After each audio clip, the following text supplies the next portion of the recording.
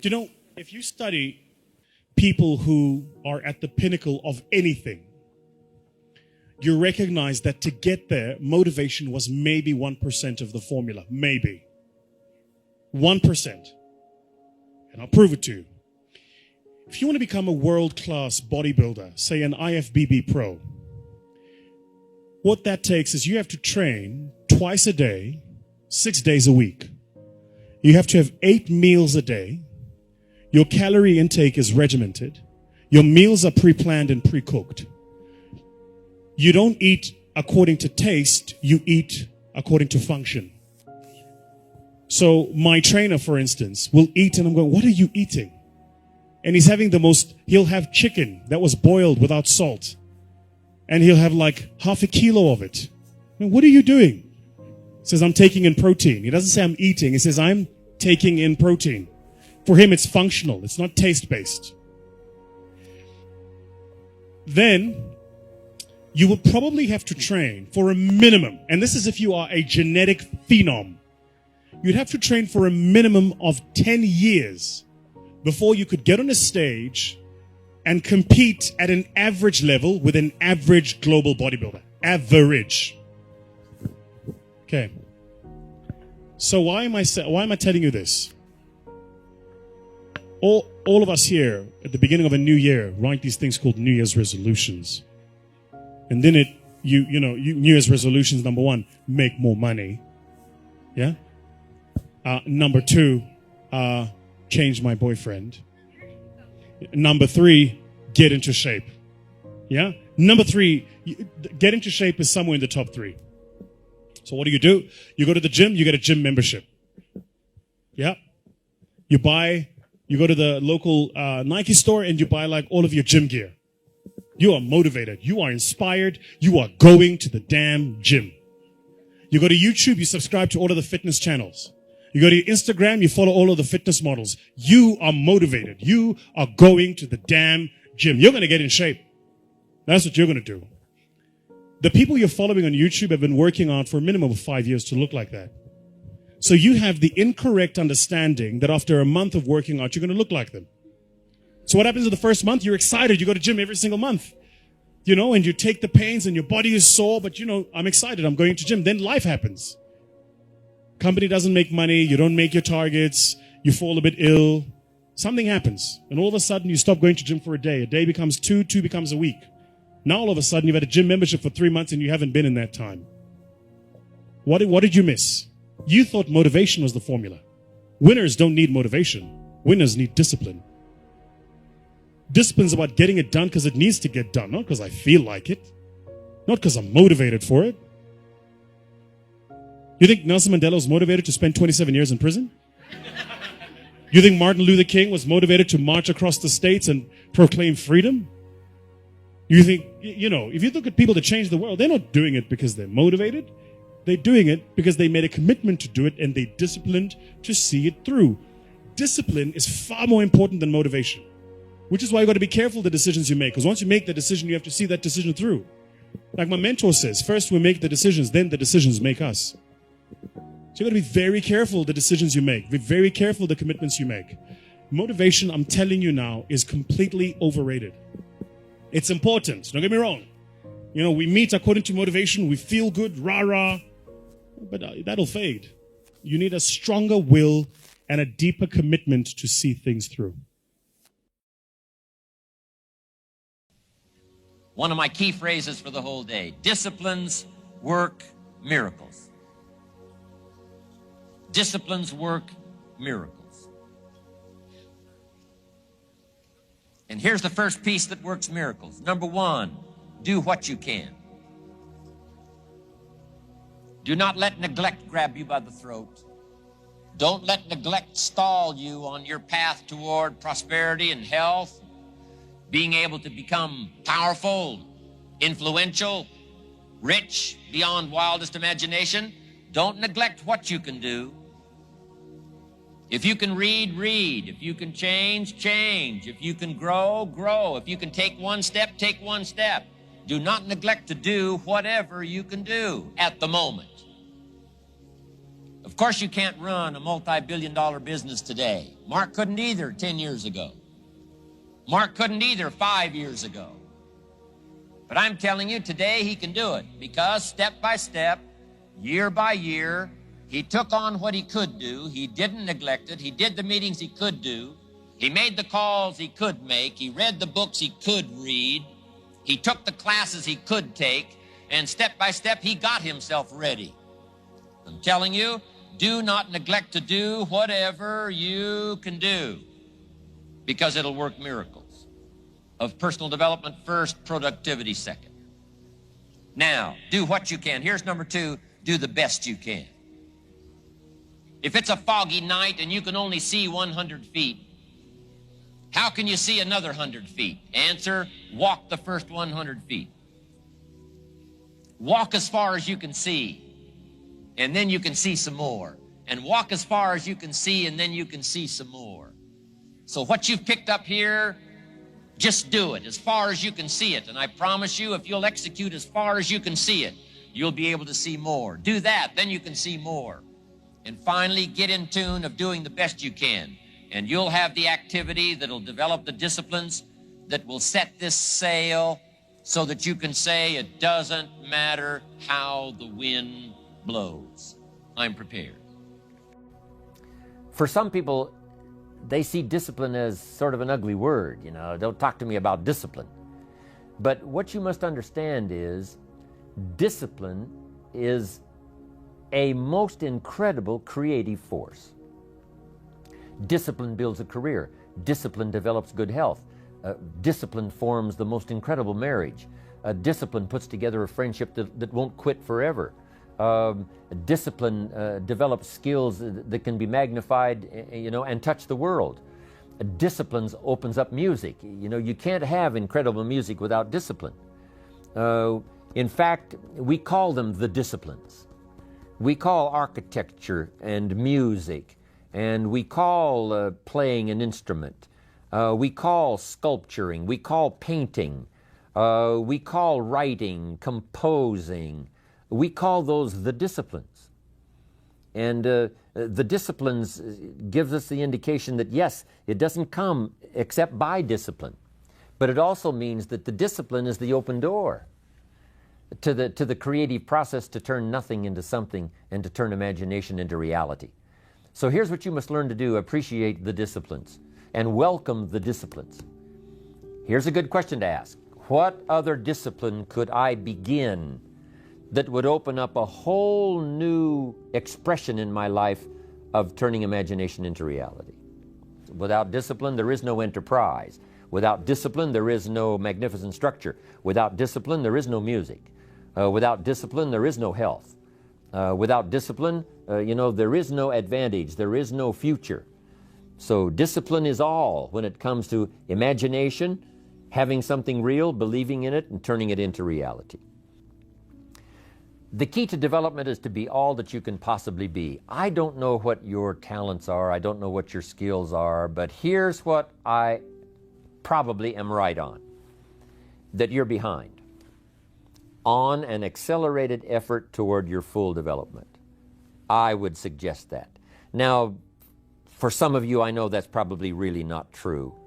But even as I look at my own life, because, I'm tempted to procrastinate just like everybody else. I should have written 30 books by now. I've only written 4 or 5. I should have done a lot of things, but I haven't. I got distracted, and all of us, have these challenges. But what could I become? What could I become? I had one of my dearest friends. I've lost him. He died at age 53. One day, and he drank a little too much. David drank a little too much, but he did all kinds of things. He was a builder, and he was a dreamer, and he did a lot of things. But his drinking sort of kept him in a fog for like years and years. About 6 years ago, he was sitting at the yacht club, and he was in a fog, and suddenly it occurred to him, I wonder what I could have accomplished all these years if I hadn't have been in this sort of foggy state. And he said that did it. And the last 6 years before he died, he was free. And he accomplished some incredible things that last 6 years. Being all that you can be and not let habits drag you down. Not let things, sidetrack you from the full development of what you have the capable of being. What all could your heart encompass if you really had the chance and you really had the disciplines and really got to it? What could you really become? What could you earn? How healthy could you really be? How many books could you write? How many poems could you write? So here's what I would ask of you. If you feel that you're a little bit stalled, wherever you are in your progress, I'm asking you to correct that. I'm asking you to see if you can't possibly be on a more accelerated track toward your possibilities and your full development. Here's what life is all about: to become all that we can possibly be. The full development of all of your potential, that's number one. Number two is the wise use of all of your resources. That's what life is all about. Discipline. If there is a magic word that stands out above all the rest, this is the one: discipline. Discipline is the bridge between thought and accomplishment, the bridge between inspiration and value achievement, the bridge between necessity and productivity. Remember, all good things are upstream. The passing of time takes us adrifting, and drifting only brings us the negative, the disastrous, the disappointment, and the failure. Failure is not a cataclysmic event. It is not generally the result of one major incident, but rather a long list of accumulated little failings. Failing in life is failing to think today, failing to act today, failing to care, to strive, to climb, to learn, to keep trying day by day. If your goal requires that you write 10 letters today and you write only 3, you are down 7 letters. If you want to make 5 calls and you only make 1, you are down 4 on calls. If your plan calls for saving $10 today and you save none, you're down $10 today. Now the danger is looking at an undisciplined day and concluding that no great harm has been done. It doesn't seem like such a bad day, but add up these days to make a year, and then add up those years to make a lifetime, and perhaps you can now see how repeating today's small failures can easily turn your life into a major disaster. Success, on the other hand, is just the same process in reverse. If you plan to make 10 calls, and you end the day making 15, now you're up 5 calls. If you then get up a few on letters, move up the savings numbers, you can see what a massive difference it could make in a year, and what wealth and accomplishment awaits for a lifetime. Discipline is like a set of magic keys that unlocks all the doors of wealth, happiness, sophistication, culture, high self-esteem, pride, joy, accomplishment, satisfaction, and success. The first key to discipline is awareness of the need for and the value of discipline, and especially the discipline to make the changes. What will it take? What must I do? And what must I become to get all I want from my life? The second key is the willingness.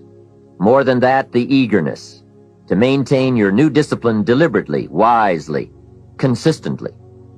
And the third key to discipline is the commitment to master the circumstances of your daily life, to see and harness the opportunities to make something of the sun and the rain, the good as well as what comes in the guise of misfortune. Discipline does many things, but most important of all is what it does for you. It makes you feel better about yourself. Even the smallest discipline can have an incredible effect on your attitude. And the good feeling you get, that surging feeling of self-worth that comes from starting a new discipline, is almost as good as the feeling that comes from the accomplishment of the discipline. Second, a new discipline immediately alters your life direction. You don't change destinations immediately. That is yet to come. But you can change direction immediately. And direction is very important. Third, discipline cooperates with nature. Everything strives. It is a common life function. How tall will a tree grow? As tall as it can. Everything strives to become all it can possibly be, And that striving to become is what discipline is all about. Disciplining ourselves to fulfill our natural potential to become all that we can be. And finally, discipline attracts opportunity. Opportunity is always looking for ambition and skill in action. Discipline taps the unlimited power of commitment. The human will in action, driven by inspiration, enticed by desire, tempered by reason, guided by intelligence, can bring you to that high and lofty place called the good life. So start the new process. You can begin a new habit no matter how small it is. Small isn't important. Whether or not you start and whether or not you continue are all that is important. So to have a prosperous life, start a prosperity plan. To become wealthy, start a wealth plan.